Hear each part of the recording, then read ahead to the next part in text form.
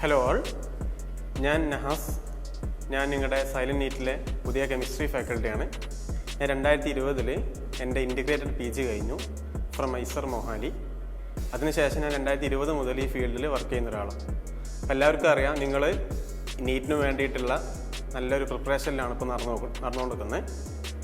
ഇനി ആൾമോസ്റ്റ് നമുക്ക് 18 ഡേയ്സേ എന്തുള്ളൂ നീറ്റിന് പഠിക്കാനുള്ളൂ. അപ്പോൾ നിങ്ങൾ നല്ലപോലെ പ്രിപ്പയർ ചെയ്യുന്നുണ്ടെന്ന് നമുക്കറിയാം. ഇനി നിങ്ങൾ ശ്രദ്ധിക്കേണ്ട കാര്യം എന്താണെന്ന് വെച്ചാൽ, നിങ്ങൾ മെൻ്റലി എന്ത് ചെയ്യുക, സ്ട്രോങ് ആവുക. പലപ്പോഴും നമുക്കൊരു കാര്യം അനുഭവപ്പെട്ടിട്ടുണ്ടാവും. എക്സാം എഴുതുന്ന സമയത്ത് നിങ്ങൾക്ക് ചിലപ്പം ഒരു ക്വസ്റ്റ്യൻ ചെയ്യാൻ പറ്റുന്നുണ്ടാവില്ല. പക്ഷേ അതേ സെയിം ക്വസ്റ്റ്യൻ തന്നെ നമുക്ക് എന്ത് ചെയ്യാം, എക്സാമിന് ശേഷം ആ സെയിം ക്വസ്റ്റ്യൻ നമുക്ക് എന്ത് ചെയ്യാൻ പറ്റുന്നുണ്ട്, ചെയ്യാനും പറ്റുന്നുണ്ട്. അപ്പം അതിൻ്റെ കാരണം എന്താണെന്ന് വെച്ചാൽ, ആ സമയത്തുള്ള ഒരു മാനസികാവസ്ഥ നമുക്ക് ആ ആൻസറിലോട്ട് എത്തിക്കുന്നില്ല എന്നേ ഉള്ളൂ. അപ്പോൾ നിങ്ങൾ ഇവിടുത്തെ മോക്ക് എക്സാമുകളും കാര്യങ്ങളൊക്കെ സീരിയസ് ആയിട്ട് നീറ്റ് എക്സാം എഴുതുന്ന പോലെ തന്നെ എന്ത് ചെയ്യുക, നിങ്ങൾ എഴുതുക.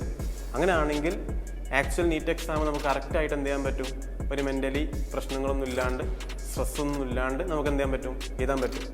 ഒരു കോട്ട് ഞാൻ പറയാം: never believe a prediction that doesn't empower you. എന്താ എന്നെക്കൊണ്ട് ഉദ്ദേശിക്കുന്നത്? എന്താ, നിങ്ങളെ കേസാണെങ്കിൽ നിങ്ങളെല്ലാം പഠിച്ചിട്ടുണ്ട്, പക്ഷെ നിങ്ങളെ മനസ്സിലൊരു തോന്നല, അതായത് ഇനി ഞാൻ എല്ലാം പഠിച്ചിട്ടുണ്ട് പക്ഷെ എനിക്ക് കിട്ടുമോ കിട്ടൂല എന്ന്.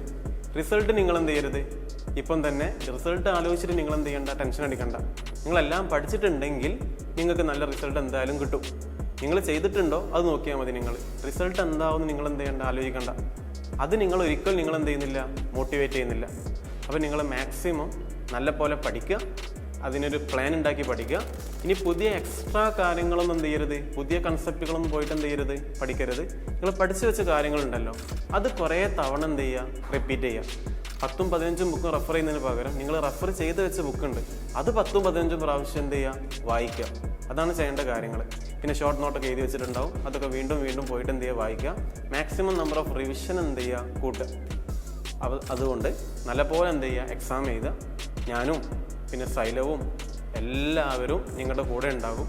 എൻ്റെ എല്ലാ പ്രാർത്ഥനകളും നിങ്ങളുടെ കൂടെ ഉണ്ടാവും. അപ്പോൾ ഓൾ ദി ബെസ്റ്റ്. ഉഷാറായി എക്സാം എഴുതുക. വിക്ടറി ഡേ ഒക്കെ നമുക്ക് എന്ത് ചെയ്യാം, കാണാം.